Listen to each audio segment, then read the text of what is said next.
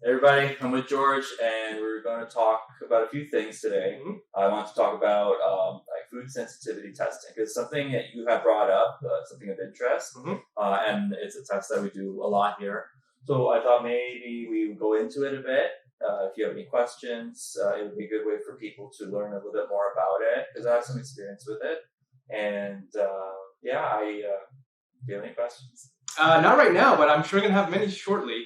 Yeah, so a lot of people ask me about, most people come in for dietary questions, and they want to know what to eat. And then from that is always an issue of like, well, I don't know if I'm reacting to something. Because they hear about food sensitivities, and I'm sure there's other practitioners and other people in their family that, they have some kind of intolerance, whether it's to dairy or to gluten, because these are becoming much more popular or common.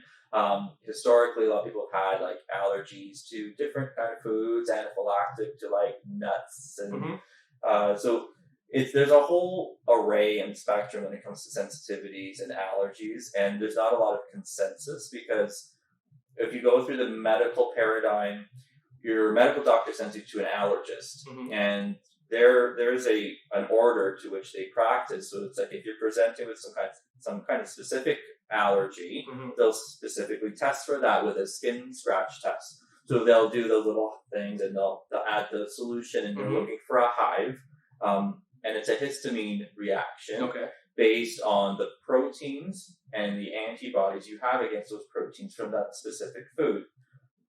So this test, in my experience talking to patients, they say that either they get a lot of reactions or nothing.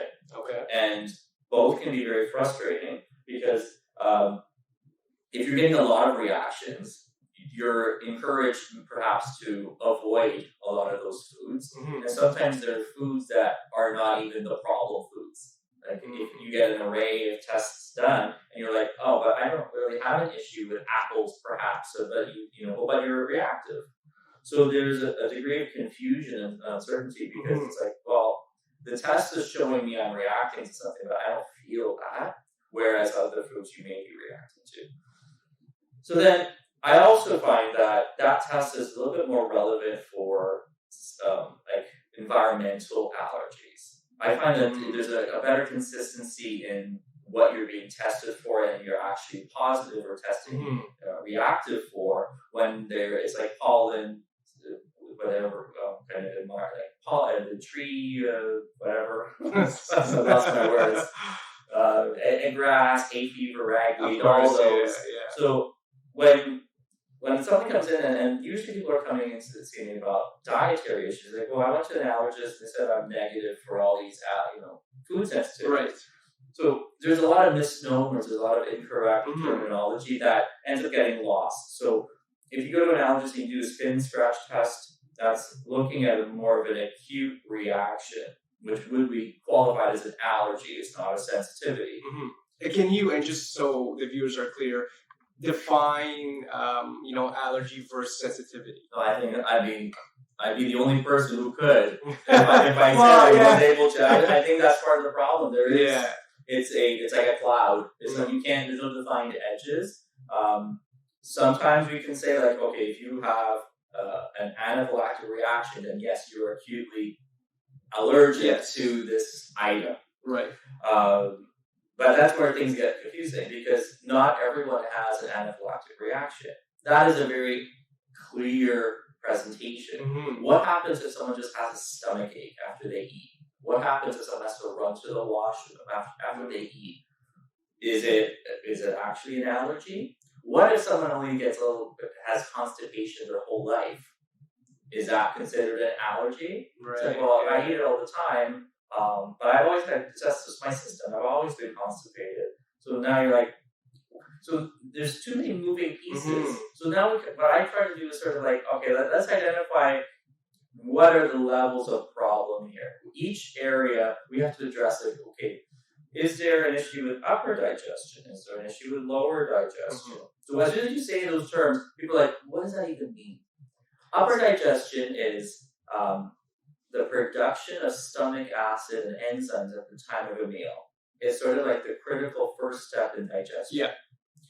My experience is anyone who has an issue with that level of digestion is set up for a lifelong issue with sensitivities. And the food sensitivity you experience, it's more of a subacute or a chronic reaction where you don't feel well. You feel bloated. You have issues going to the washroom. You might have skin rashes. You might have dandruff. It could be so many random things.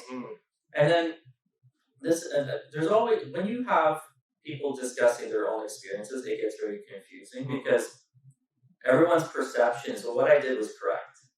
So someone will say, well, I cut out citrus. And ever since then, I've had no issues with my eczema. So obviously I'm allergic to citrus. That might not be the case. Maybe it was the sugar in the citrus. Maybe it was the acid that was throwing off your gut bacteria. Of course, causing dysbiosis. That's where things get really muddy. So if someone says, and there's usually a few things that I'm looking for that will trigger, like, okay, there's a sensitivity here to food. And a lot of times it's obvious things, and some things are extremely not obvious. So the obvious ones are digestive complaints. Every time I eat something, I have stomach ache. Every time I eat, shortly after I go to the washroom, I'm bloated all the time. Something repeats on me. So this can be a sensitivity. Now that doesn't mean necessarily an immunological sensitivity. It could mean that food doesn't jive with your system. You don't got the machinery to break it down. You're lacking the enzymes.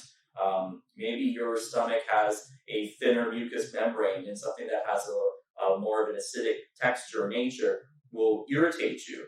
So what are we even looking at now? And these are usually individuals that are frustrated because they go to different practitioners. They're like, "Is there something wrong with you?" What do you say? I need a coffee break. No, I think you've mentioned a lot of good points. I kind of want to ask my next question of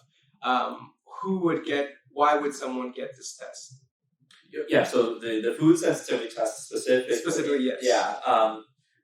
So the people that I kind of just mentioned that have like somewhat obvious to me, I guess, not so obvious to the patient or other practitioners, anything that's a digestive related or specifically related to food or eating, a symptom that's triggered by that, I'm looking at, let's rule out a sensitivity. Because there might be a food that's coming in that is causing an immunological or a gut permeability issue or some kind of neurological, some kind of feedback to the brain. Because we'll get into that, but there are some conditions that are acutely aggravated and they're not digestive in nature and they're not even immune in nature, well, theoretically immune in nature, but are greatly aggravate the symptoms of, to spoil it, like tics, and mood disorders. I think that is something that if we can continue to progress in the science, and actually in a future podcast, there's a company in Manitoba that is working on a prebiotic, and one of the staff there is a genius, he's a PhD in some microorganism. I'm not doing him justice, but I'll have him on. And they're looking at the specific breakdown of the gut bacteria and how it relates to disease. Interesting. So I think that is actually I think there's a lot of conditions that we just don't know how it develops, and I'm certain it's developing in the gut. Yeah, and a lot of the research is, I think it's in an infancy when it comes to making that connection between gut dysbiosis and illness, but I do think it's advancing. Yeah. And I know there's a lot of research, for example, in autism and stemming from gut dysbiosis and that sort of thing. So that I don't know if that research has kind of ran its course or if it's still being studied. But there was along the lines of the casomorphins and the glutamorphins. Yeah. So it was like consuming dairy and gluten in children with autism, adults with autism, that the gluten protein was getting converted into an opiate type of molecule that was causing like a brain fog and altering mental state. So I have a feeling I don't know if that's actually what's happening, but I think it's in the right direction. Yes. Because every child that I've ever treated with autism immediately does a sensitivity test, and always they are spiking huge reactions with the like gluten and dairy. Interesting. Yeah. We remove them, and the feedback is almost immediate. Teachers tell the parents they're different. They are sitting in their seat. They are listening for longer. They are comprehending a little bit more. There is improvement. So you can't ignore that. Of course. Sometimes it's hard to you can't specifically say, okay, this person has autism. This is the profile here. Automatically, this is what we don't have that direct connection to be able to test that. There is a lot of tests. There's also something called organic acid testing that is usually for these individuals that have, I guess, it's hard to pinpoint what the problem is. There's a lot of different symptoms, and they seem to be somewhat gut related, somewhat neurological, immune, all this stuff. The more I'm talking about this, the more I'm creating a little triad of the brain and the gut and the immune system and how they're kind of intermingled. Okay, so on the screen, I'm going to switch over to a sensitivity test that I've done recently. I'm just going to call it up, make sure that the names are blocked out. I'll be able to switch it over on the OBS here.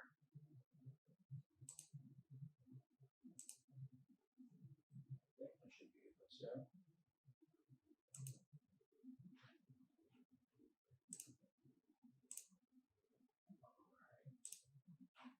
I think that we should be okay here. If there's an issue, I can overlay it afterwards. So this is actually a recent patient. I just got the results in yesterday. Okay. The family hasn't gotten these results, but just because it's anonymous, I can discuss it. And what was the chief complaint here? Why was this done? So I did a presentation on ticks, chocolate ticks, and this attracted the attention of a family, and their child has a lot of motor and vocal tics. Okay. So it developed over time, and it's been becoming more and more complex. And this child, it seemed like they had issues from birth, whether it was low birth weight, a little bit premature, issues gaining weight, hitting milestones. So there was already something they've had a preliminary diagnosis from one practitioner as having autism, whereas another practitioner said no. Okay, interesting. Yeah, and again, it's a spectrum. So I'm take my sip. Of course, yeah. And when I met with the family and the child, I was inclined to think that if he did have it, it was super mild. Like it is a spectrum. It is a I've seen children that have severe autism. Totally does not fit that. Getting into details of that is a different podcast. Yeah, but I mean, he's high functional, but there are some deficits perhaps in social cues. But I mean, they're kids. I'm not the first. I don't run to there's an issue if a child is somewhat awkward when it's in the comparison. I find we're so quick to label. Yeah, and I know there's an idea of if we can label them earlier, we can get them the help they need. Right. But sometimes I think there's an issue of over-labeling. It's like everyone's got a complex. I would have been labeled for sure with something. Maybe that would have been a good thing. But anyway, so on the screen, I think we're still on the screen, so we should just talk about the address and we'll jump back. We use Rocky Mountain Analytical for food sensitivity testing, and it's looking at the antibody, the IgG. I think that IgG is it's like the gold standard. There are other antibodies that can be tested, IgE, for example. But I find that to get a more conclusive picture, maybe not 100%, but 90% of what's going on in terms of the reaction of the individual to the food that they're eating is through the IgG. So all these numbers on the screen, they're probably not, they don't mean much to the viewer, but we see a very degree, and casein cow's milk, egg white, sheep's milk, goat's milk. These are dairy. I do kind of loosely group in dairy. I mean, egg with dairy. Technically, it shouldn't be, but I mean, it's synonymous with dairy. Yep. These are always, top of the list. Mm-hmm. Green pea. That's an interesting one. That's a little bit of a side comment. Green pea, barley, pistachio. So when I'm assessing and reviewing these kind of results, I'm looking not to remove all the elevated foods, just because it's just it's overkill. Mm-hmm. It's really. I'm going to switch back and we can jump over if need be. Okay. We actually can. We'll cheat. We'll have it in front of us, but we'll keep recording. When I'm looking at these results, I'm looking at groups. Okay. What stands out? So in this person's case, dairy, 100%. I would remove all dairy products for a period of time. How long? You said period of time. In this case, on average. Ideally indefinite. Okay. But that's my bias because, and it's not necessarily specific to any sensitivity. Would they ever be able to reintroduce dairy? Theoretically, yes, in time, if we have enough gut repair. Okay. Because my premise is there, some kind of stress inhibits the production of stomach acid, and this child, like many child that have these reactions, they're very picky eaters. They tend to favor sometimes more carbs, sometimes more meat. It just depends on their constitution. But they tend to eat the same thing all the time. Yeah. They don't like change for whatever reason. So just kind of jumping onto that, they don't like change. Then I can imagine it would be quite difficult for the parent or the guardian to implement the removal of dairy. How would we go about doing something like that? It's difficult in the beginning because what you're doing is breaking old habits.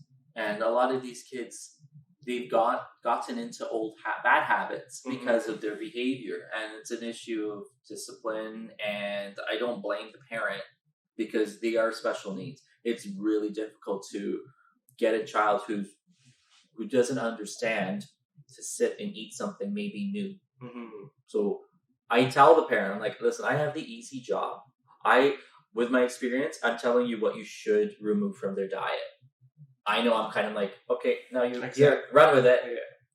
The truth is, though, the parents that are able to commit to it 100%, and maybe it involves the whole family doing it, because it's difficult to make two different meals, and it's difficult to have stuff in the house that maybe other siblings are eating. Of course. But if you can just say, hey, you know what, for the next, say 6 weeks, 6 weeks is usually the general term that I'm like, let's remove all these things that are problematic. Usually 10 items, 10 major specific reactions. This way we're not cutting out all their foods, or we're coming up with alternatives. Over 6 weeks, that's enough time for them to implement change, adjust, try new things out, see what works, doesn't work. You start developing favorites, getting new recipes. So these kids, once a week, the first week is hardest because there's also a drop off in sugar consumption. Now, sugar is not going to show up on a sensitivity test. I was going to ask you about sugar that. Sugar is not really a protein, right? It's carb. That's true. This is an immunological. This is a antibodies. Protein antibodies are proteins. So that's what we're measuring. That's another conflicting or confusing aspect. Is, well, I thought sugar's bad for you. It is. It's just not, and you don't form an antibody against it. But why is it bad for you? I mean, there's two reasons that I'm looking at. Dysbiosis, so it contributes to the growth of bad bacteria that we've already kind of mentioned, is probably interfering with the neurological system, immunological, all that stuff. And also, the other thing that I see with sugar is it's just contributing to hyperactivity and that fake borrowed energy. I mean, you wouldn't give a child a coffee, of course, because imagine what would happen to them. But to their bodies, sugar will do the same thing. So, but that's not an antibody issue. And that's where parents get a little bit confused. It's like, well, I was expecting to see, or on this kind of test, because it's a different antibody, they're like, well, I know they're anaphylactic to nuts, but nuts, some of them, let's say almonds, and on this specific report, almonds are just borderline. It's like, well, that's not accurate. It's like, well, it's measuring a different antibody. The IgG is more of it's a fluctuating antibody that's in response to what you're consuming. So an anaphylactic allergy is more of it's a different type of antibody that's persistent in the system. If you're not, so usually if you know that the child is anaphylactic, you're avoiding all those nuts. So their IgG levels drop over time because you're not consuming them. So that's one of the beauties of this test, is that we can see transient changes over time. If we, if a child followed the initial report, we remove certain foods, they start feeling better. A year or two down the line, if there's an aggravation, or if the parents are like, can we introduce more foods? We can do another test and see how it compares. I wouldn't do it more frequently than every year or two. Yeah. It's not necessary to do it more frequently because the antibodies, they take time to drop off once you've avoided certain foods. Of course, yeah. And that also kind of leads into another statement in that parents usually say, well, they don't really have a lot of dairy. And they believe that. But then if you go through their diet diary, they're having it multiple times a day. So they're having, they cut out milk, or we do rice milk now. It's like, but he's having cheese. Yeah, maybe just a little bit. So the body doesn't know the difference, qualify that, between a lot and a little bit. We're talking about micro doses. Like, so if you're doing an skin allergy test, and you do a little scratch on your skin and you have a hive, that's how little you need to react. If someone, you ever known someone that is so anaphylactic to peanuts that even the smell will trigger a reaction, it's almost not tangible. It's an allergy, yeah. So the body is like hypersensitive, and when a kid has these allergies, they're really, really hypersensitive. So kind of looking back at that chart, and we had elevated foods and borderline foods. Yeah, so in your kind of treatment plan, I know you mentioned we could start with dairy. Would you immediately start addressing both the elevated and borderline? When would you start looking at the other results? That's a very fair question. What I would end up doing is, this is where I've turned my direction and focus away from the specific number and more into the problem food groups. Okay. So I'm seeing, I'm going to pick on gluten. Sure. So gliadin is there. Let's see if I miss it. Malt will have some gluten. Durum wheat bran, and then wheat itself. So on its own, that can be kind of confusing. It's like, well, if you're so reactive to gliadin, then how come wheat is so low? Well, it's not really low. It's 47. So each food item has its own scale, which is very confusing. Because it's not like it's 0 to 100. It's not like anything 60 and above is a problem. Yeah. Each food, there's an acceptable range of sensitivity and reaction. So every food, even the foods that are in the green, yielded a reactive response. Okay. That means antibodies were formed against those food proteins. That doesn't mean to avoid these foods. But there's a statistically, regression applied where population-based acceptability is almost like standards of deviation. Yeah. It's like, so 85% of the population fit in this, and they have this much reaction. That's acceptable. You know what I mean? And then anything above and beyond that is considered borderline or elevated. Yeah. Just because looking at these numbers, I don't have any sort of experience in this, and just even for people that are watching and viewing, this could be, confusing. It is. That's why you need a naturopath. This is a little disclaimer. There's a lot of people who want to do this test, and they'll either pay it privately through a lab, or they will come see us, and then they don't want to follow up. They just want, I just want the results. I know what to do. But it's problematic, because what if someone that's not experienced, a parent perhaps, not pick on parents, just anybody, anyone, and they're like, okay, so I removed all the elevated foods and all the borderline foods. What is the kid eating? I mean, this specific test. This is a high amount of elevated reactive foods. We don't normally get this many unless there is an issue. Okay. So the average person's like, well, I just want to be healthy. Yeah. I'm fine. I don't have any health concerns. I want to do this test. I want to see where my numbers lie. And they'll have maybe 4 or 5 elevated foods. Okay. Maybe a few more borderline. But then the rest, you'd actually have green foods. So that's what normally we would see a lot of green on this first page here. Okay. Yeah. So as soon as I get the results, I flip to this page, to the order of reactivity, and immediately I'm getting like, okay, there's a big digestive compromise here. Would a medical doctor run a test like this? They are starting to. Are they? Yeah, I'm so happy. That's amazing. Well, I mean, that they're running it, I don't know. It is. It's amazing. In terms of their interpretation of their experience, because I think they're, there's not every medical doctor, not every naturopath is equal. Of course, yeah. I think there is a big push in terms of newer grads, recent grads, MDs that are interested in the test. They're getting feedback from the lab. I know that Gamma Dynacare specifically runs this test. So they're giving feedback to the MDs like, hey, we run this test. This is scientifically valid. Consider it. And quite a few patients are able to get it done through their family doctor, not covered by OHIP. They still have to pay out of pocket, but at least there is some credence.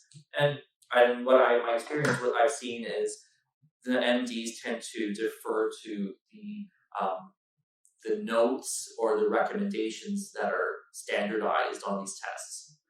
There is a kind of write-up in the back. It's like, okay, if you're elevated, and they used to give a food schedule, which I never agreed with, because they would say any elevated food you can have once a week. I'm like, sort of defeats the purpose. Yeah. I would, and I think they're being a little bit more standard, more, not too extreme, if you will, because a food avoidance seems extreme. They'll be like, what do you mean you don't have gluten? What do you mean? Like, that was, 10 years ago, you were the oddball. Now, most people I talk to, they do recognize that food is causing them some issue.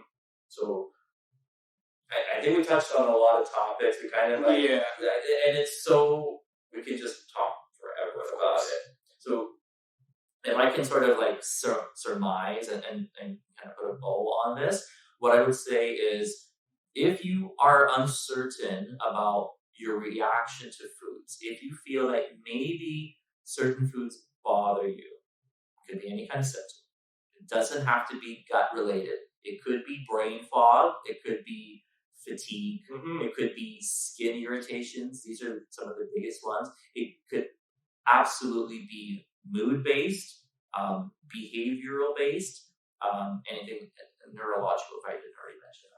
So if you have any of those symptoms, talk to an naturopath and consider doing the sensitivity test, because it's somewhat pricey, but not really, for the information and the utility that it has.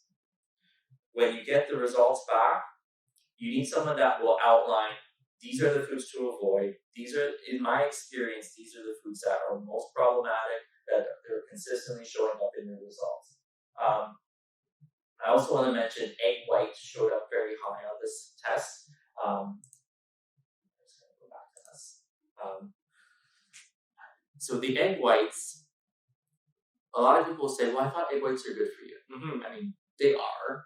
I think the whole egg is good for you. Yeah. I don't necessarily think that you need to isolate or separate the issue with eggs and cholesterol. I think that's sort of been put to rest. Yeah. I don't think that's a problem. Unless, of course, you're having 2 cartons of eggs in a week, which some people could. Yep. I've seen that. But you don't necessarily get cholesterol. You might get gout before you get cholesterol. But I mean, that's a really common thing. Yeah. So what I would say is the egg white is a extremely dense protein. And there's an enzyme called lysozyme that you need a high amount of to be able to digest it. And this is sort of bringing back to my original thought is food sensitivities are actually a response to weak digestion. Weak digestion means an underproduction of stomach acid and enzymes at the time of a meal. Mm-hmm.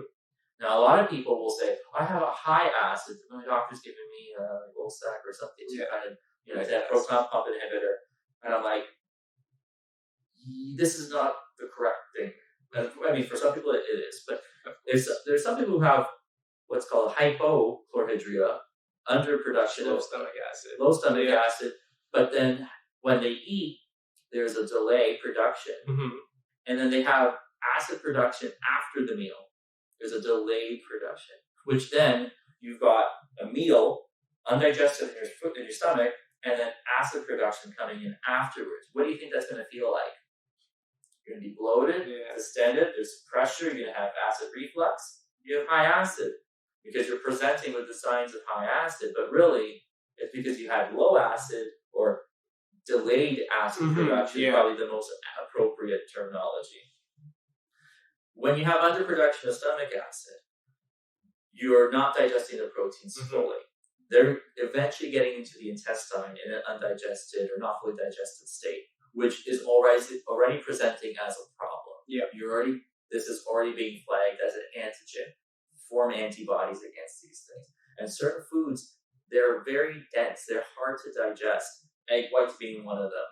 Now, my issue with dairy is that obviously, we have to pasteurize it, and milk has to be, decontaminated, if you will, from whatever E. coli and whatnot. But the process itself is killing off the enzymes and the good bacteria that are part of whole milk.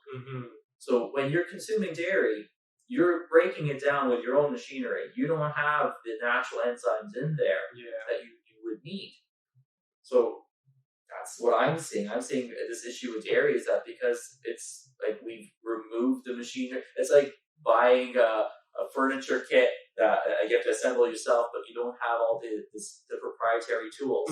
So usually it comes with, and sometimes didn't show up, and like you're trying to put these things in, the screwdrivers are not work, and it's like I have to put this together, but I don't have the tools. Dairy in North America that's the same thing. Somewhat similar with gluten. Gluten is the wheat that's being produced is high yield, means they get lots of crops, very difficult. It's a tougher grain, tougher protein, and a lot of products that are that have to be used with yeast and to rise and kind of breads, baked goods. Everyone's using fast rise yeast. The fast rise means things get turned over and you can produce faster, but you lose the amount of time necessary to properly degrade the gluten molecule. So we're getting higher contents of gluten in our goods, in our wheat containing goods. Exactly. So that's the difference. That's where things are starting to shift towards our processing of these foods. It's not necessarily that milk is bad for you. Of course, it's the way. A lot of people say, well, cow's milk is only for cows. It's like, that's not necessarily true. I mean, we eat the cow too. That's that premise, and I don't necessarily agree with that. We are the only species, though, that drinks milk from another animal, though, right? I don't know if that's true. I don't know if it's true either. I've heard, I don't know of any other animals that do that. I'm sure we can maybe. I think if I guess I've heard of animals that had to crossbreed or whatever, and I don't know. I don't know about that. But I don't think, to me, innately, dairy is not bad for you. But we can't digest it. So that's why I'm like, be dairy and gluten free if you have an issue. A lot of people don't like that because it's inconvenient. Of course. But why is it inconvenient? Because we're just used to it. Yeah. And I think ultimately, too, if you're telling a patient, let's say an adult, be dairy and gluten free, in terms of their adherence, I think it's proportional to what's going on with them. If they have slight bloating, maybe they'll be hesitant. But if they are, extremely uncomfortable, they have skin irritations, then yeah, they're probably going to do it. Yeah. It really depends on, I guess, what is it causing them. Yeah, I think that's true. It's the symptom, the degree and severity of the symptom that leads to, okay, you know what, I'm willing to do something about it. Yeah. If someone's just got a little bit of bloating and once in a while they have some cheesecake and they run to the washroom, they don't care. Exactly. If the person has a hard time bending over to tie their shoe, and that's a progressive state where, you know, I'm at the point where like, I don't eat that much. I look like I'm pregnant. What's going on? That's the feedback. And then guess what? Remove gluten and dairy. It's like, I can bend over. I don't feel like I'm going to pop. I feel comfortable. My clothes fit me again. I don't wake up and I'm like, I can't see, you know, in front of me because I'm so bloated. Yeah. And I think if they, you know, have strict adherence to the plan and they start seeing the benefit, I don't think it's no turning back. Yeah. You know what? The only time they don't get results is if they don't do it fully. If they're like, well, I cheated a little bit here, cheated a little bit there, it's my birthday. It's like, you got to have that initial period. It's like a washout. Like, you just are super strict with it. And then you see results. You change. And then guess what? That's enough time for you to be motivated to be like, I don't want to feel crummy again. Exactly. It's not a rewarding experience if I'm like, okay, I'm going to have some cheese, but I know I'm going to feel sick. I don't want that. I'll have something else. Right? I mean, we're not stuck. There's so much food options. So it's just like, just try something else. Yep. Okay. Well, can I let the cat out of the bag? Yes. Okay. Part of what prompted us discussing this because George had asked about doing food sensitivity testing. So I'm going to set you up with that. And in a couple weeks, we'll get your results. Yeah. And if you're cool with it, I'd like to discuss it. Of course, yeah. And share your results. And then maybe in the future after that, you give me feedback on how you felt after, you know, eliminating certain foods. Because I'm assuming there's a reason. We'll get into that maybe next time. Yeah. And so I'm excited about that. So am I, yeah. I mean, I think I've done it recently. I think I did it last year. Yeah. I had done it years and years ago. Yeah. But when I did it years and years ago, it was more FYI. I just kind of wanted to experience it. I wasn't very strict with my diet. Since then, and last year, I really adhered to it because, I mean, I was like getting sick all the time, sinus infection, all just bloated, all that stuff. And then I've been almost 99% gluten dairy free for about a year and a half. Won't go back. Yeah. Can't. So, I'm a believer because I can this myself, but the results are there. So thank you. We'll wrap it up, and next time we'll talk about we'll review your results. Yeah, I'm looking forward to it. Okay, see you guys. See ya.